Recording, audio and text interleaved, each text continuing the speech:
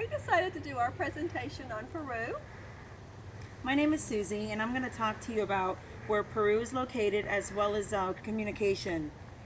Peru is located in western South America along the Pacific coast between Ecuador and Brazil. Peru is currently the fastest growing economy in South America due to investment of multinational corporations interested in her vast natural resources. Peru has 3 distinct regions, and 2 of those are the Amazon and the Andes Mountains. Peru's economy has benefited from tourism in recent decades, as the rest of the world is interested in experiencing the unique cultures and natural beauty of Peru. Despite the growing economy, rural populations of the Amazonian and Andes regions lack safe drinking water, sanitation, and adequate housing. Peru is home to the second largest indigenous population in the Americas, where 3 formal languages, Spanish, Quechua, and Aymara, are spoken. Spanish is the primary language spoken throughout Peru. Spanish was forced upon the native Peruvians during the Spanish conquest of the 1500s. Quechua is spoken in the Andean Mountains region. It was originally spoken by the Incas, who were the original natives of Peru. Aymara is primarily spoken in the southern region of Peru. Peruvians are very animated in their body language. Body language and gestures are very acceptable. Peruvian communication in close proximity prefer communication in close proximity. Same genders walk arm in arm or holding hands. Nursing implications are respect for cultural etiquette. The nurse needs to allow close personal space, especially while educating. Denying personal space would be considered rude and may be a barrier to patient education.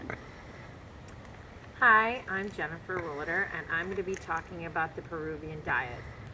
Peru's transportation and agriculture system suffers from periodic landslides. Devastation to the agricultural limits the ability of nutritious foods to ever-expanding population. Nutrition varies by region. The Costa region has irrigated valleys that produce sustainable crops. Populations here enjoy a vast array of nutritious foods. Populations living in the Andes have few crops because their land is not fertile. Potatoes are a staple among the diet, along with wheat, corn, and quinoa. Agriculture in the Amazonian region cannot meet nutritional needs, and this population largely depends on trade with the Costa region for their food supply. The nutritional implications for nutritional needs would include respect for cultural diversity and an understanding of nutritional needs throughout the lifespan. Pregnant women need to be encouraged to eat green leafy vegetables for their folic acid. Sangria is a chicken blood, and it's commonly served as a sauce that's poured over rice or potatoes. It is an excellent source of iron for pregnant mothers. And churro is beef heart, and it's considered a delicacy in Peru. It's packed with lots of iron. Kwai is guinea pig that we have on our poster here, and is a common meat source. I'm told it tastes just like chicken. Okay, and I'd like to talk about the birth practices in Peru. Traditionally, the women living in the rural areas, which would be the Amazonian region and the Andean mountain regions, give birth at home with the help of a midwife. And there's no pain medication. And they traditionally give birth in a vertical position, either standing up or squatting.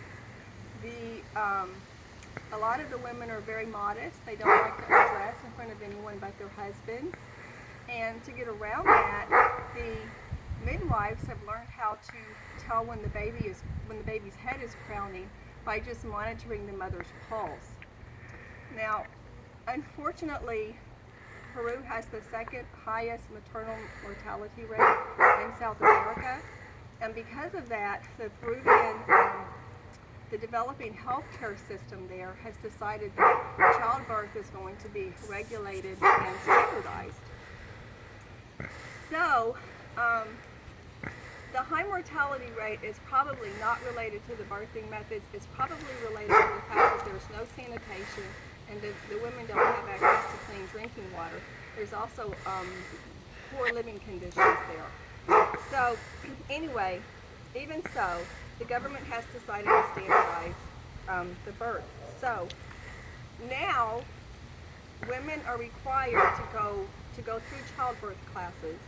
And the childbirthing classes are held at these health posts, which are small medical clinics.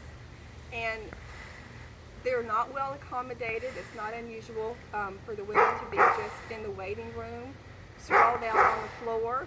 And they practice giving birth in a horizontal position using a big rubber ball. So they get used to their feet being in the stirrups. Peru has a culture of machoism. Most of the obstetricians there are men, and they don't want to deliver a baby with the mother in a vertical position because they're afraid the baby will land on the floor. So in addition to the mothers having the big rubber balls and having to go to the health post for childbirth classes, they also have to have episiotomies and labor induced by Pitocin. So, what else? Women who do opt to have their babies at home with the midwife have a hard time getting a child birth certificate, and the incentives for the mothers to use the childbirth places are either monetary payment. They're paid like the equivalent of about $30 in U.S. money, or they're given provisions like rice and corn oil, and sometimes they just have unregulated fines if they don't come to their childbirth classes. So that's it on the childbirth. Hi, I'm Vendessa Grace, and I did one on Peru's common diseases and ethical considerations. For common diseases, diarrhea is contributed to unsafe drinking water and lack of sanitation. These conditions are present in all of Peru beyond the borders of Lima.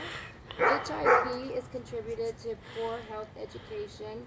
Many Peruvians are unaware that HIV is a sexually transmitted disease that can be prevented with the use of condoms.